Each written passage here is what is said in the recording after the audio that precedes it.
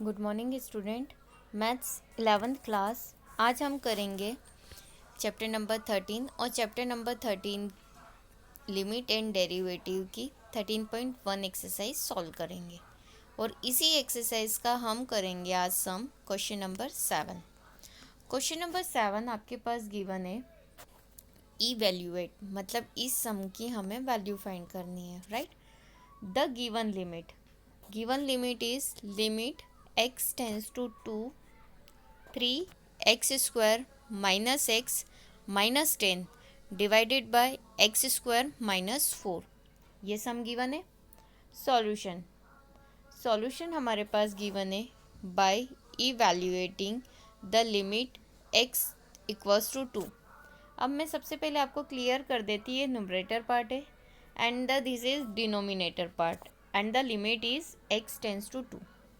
अब सम आपके पास गिवन है, आपके पास दो चॉइस है। जब आप डायरेक्ट लिमिट पुटअप करते हैं तब आप देखते कि इसका आंसर कितना आएगा, ज़ीरो कभी नहीं आना चाहिए। और हमेशा याद रखना कि कभी भी आप डायरेक्ट लिमिट पुटअप नहीं कर सकते हो। क्लियर। अब आपके पास इस तरीके का अगर फंक्शन है क्वाड्रेटिक फॉर्म में, तो सबसे पहले आप उसके फैक्टर फाइंड करने की कोशिश करोगे, या पर्टिकुलर कोई टर्म कॉमन आ रही है तो हम वो कॉमन लेने की कोशिश करेंगे, राइट। आपके पास सबसे पहले क्या है, क्वाड्रेटिक इक्वेशन है, राइट।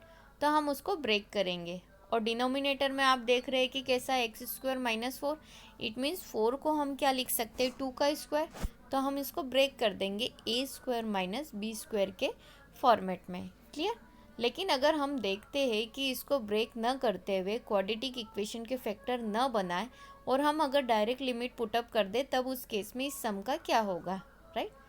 देखिए, अगर हम direct limit x tends to 2, it means x के प्लेस पे 2 पुटअप करते हैं, तब इस सम का क्या होगा। देखिए, वी गेट फंक्शन गिवन है limit x tends to 2 3x square minus x minus 10 divided by x square minus 4। ये गिवन है। देखिए, अब हम यहाँ पुटअप करेंगे। देखो, 3 एज इट इज़ है, x की प्लेस पे मैंने रखा 2, तो ये हो जाएगा 2 का स्क्वायर माइनस इस x की प्लेस पे भी कितना आ जाएगा 2, यहाँ 2 लिखना रह गया है, 2 minus 10 divided bye 4 minus 4। Clear. अब नीचे दिख रहा है कि न्यूमरेटर पार्ट कुछ भी हो, डिनोमिनेटर में कितना आ रहा है 0। और अगर ऊपर भी कैलकुलेट करते हैं तो 2 का स्क्वायर हो गया 4, 4 3 ज़ा 12 और ये माइनस 12। इट मीन्स 0 बाय 0, तो वैल्यू कितनी आ रही, 0। इट मीन्स कि अगर फंक्शन में हम डायरेक्ट लिमिट पुटअप करते हैं तो फंक्शन कैसा हो जाता है, नॉट डिफाइंड, मतलब आप इसको डिफाइन नहीं कर सकते हो। क्लियर। इसीलिए जब भी आपके पास फंक्शन गिवन है तो मे बी पॉसिबल उस फंक्शन का कंपलसरी है कि आपको उसका सिंप्लीफाई करना ही है। अगर रूट में गिवन है तो हम रेशनलाइज करेंगे। क्लियर। न्यूमरेटर में रूट गिवन है तो न्यूमरेटर का रेशनलाइज होगा, डिनोमिनेटर में रूट गिवन है तो डिनोमिनेटर का होगा। क्वाड्रेटिक फॉर्म में है तो हम उसको फॉर्मूला अप्लाई करके फैक्टर बनाने की कोशिश करेंगे या फिर मिडिल टर्म को स्प्लिट करेंगे। तो सेम एज इट इज़ यहाँ पे जो न्यूमरेटर पार्ट है हमारा एक as a quadratic equation given है, और मिडिल टर्म क्या करेंगे हम, स्प्लिट। तो limit x tends to 2, function given है 3x square minus x minus 10 divided by x square minus 4। Clear.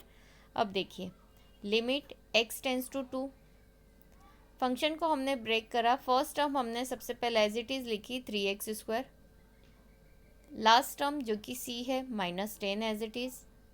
अब ब्रेक करना है 1 को, तो a से ब्रेक करना है 1 को कि जिन दो नंबर का मल्टीप्लाई आपके पास क्या हो, 30, क्योंकि 3 10 जा कितना आ रहा है, 30 आ रहा है, राइट। तो ऐसे दो नंबर लेना है कि जिसका मल्टीप्लाई 30 आ जाए और प्लस माइनस करने पे 1। क्लियर। तो हमारे पास कितना होगा, 6 5 ज़ा 30, राइट। एक तो 30 हो गया और 6 में से 5 अगर हम माइनस करते तो 1 आ जाएगा। क्लियर। लेकिन यहाँ पे 1 नहीं, हमें -1 चाहिए, इसलिए 6 जो बड़ी डिजिट है उसको माइनस का साइन लेंगे और 5 को हम प्लस का साइन लेंगे। तो माइनस एक्स को हम ऐसा लिख सकते हैं -6x + 5x। तो देखो 6 5 जा 30 भी हो गया, और 6x में से 5x माइनस करा, x बचा, लेकिन बड़ी टर्म हमारी माइनस की है तो माइनस का आ गया। क्लियर। डिवाइडेड बाय क्या है, x² - 4, तो हम उसको ऐसा लिख सकते हैं x² - 2²। क्लियर। आई होप आपको समझ में आ गया। अब हमारे पास देखिए ये दो फॉर्म हो गए, और इन दोनों में से कॉमन लेंगे, तो फर्स्ट वाले में से कॉमन क्या आ रहा है, 3x, तो क्या बचेगा x - 2। सेकेंड वाले में से भी क्या कॉमन आ रहा है, 2, तो क्या बचा, x - 2। क्लियर। तो सेम एज इट इज़ यहाँ पे देखिए x माइनस मैंने 2 कॉमन ले लिया, क्या बचा 3x + 5, और डिवाइड में क्या फॉर्मेट बन गया, a² - b²। तो हम फॉर्मूला क्या अप्लाई करेंगे, a - b + a + b, ये फॉर्मूला। तो डिवाइड में हमारा था x² - 2², तो हमें उसको ब्रेक कर दिया x - 2 और x + 2। क्लियर। आई होप आपको यहाँ तक समझ में आ गया। लिमिट x टेंड्स टू 2 हमने एज इट इज़ लिखा, क्यों अभी तक, क्योंकि हमने कैलकुलेट ही नहीं करा। अब आप देख रहे हैं कि यहाँ पे ये दोनों ब्रैकेट सेम दिख रहे, तो हम इसको क्या करेंगे, कैंसिल। मतलब x - 2 से x - 2 क्या हो गया, आपस में कैंसिल हो गया। तो आपके पास अब फंक्शन क्या बचा, limit x tends to 2 3x + 5 x + 2, right. By substituting x = 2 then we get. अब हमारे पास इससे ज़्यादा कैलकुलेट हम नहीं कर सकते, ठीक है।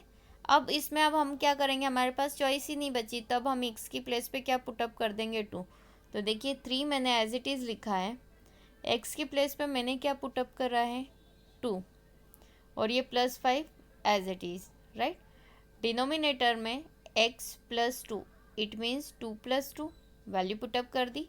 अब देखो 3 2 जा कितना हो गया, 6 + 5 as it is, divided by 2 + 2, it means 4, कितना आ जाएगा, 6 + 5 कितना हो जाएगा, 11/4, और ये इस सम का क्या हो गया, आंसर। अब आप सोचेंगे कि सम में हमने सबसे पहले जैसे ही सम गिवन था और हमने क्या पुटअप कर दिया था, जो लिमिट थी वो, तो आंसर कितना आ गया था, 0, इट मीन्स नॉट डिफाइन हो रहा था फंक्शन। क्लियर। इसीलिए जब भी सम बने तो सबसे पहले हम उस सम का, इसलिए सम को हम जब तक सिंप्लीफाई करना चाहेंगे तब तक हम सिंप्लीफाई करेंगे, और लास्ट में हम जहाँ सिंप्लीफाई नहीं होगा तब उस केस में हम क्या करेंगे, लिमिट पुटअप कर देंगे, और कैलकुलेट करने पे हमारा आंसर आ जाएगा। उसी तरीके से इस सम का हमारा आंसर है 11/4। Thank you.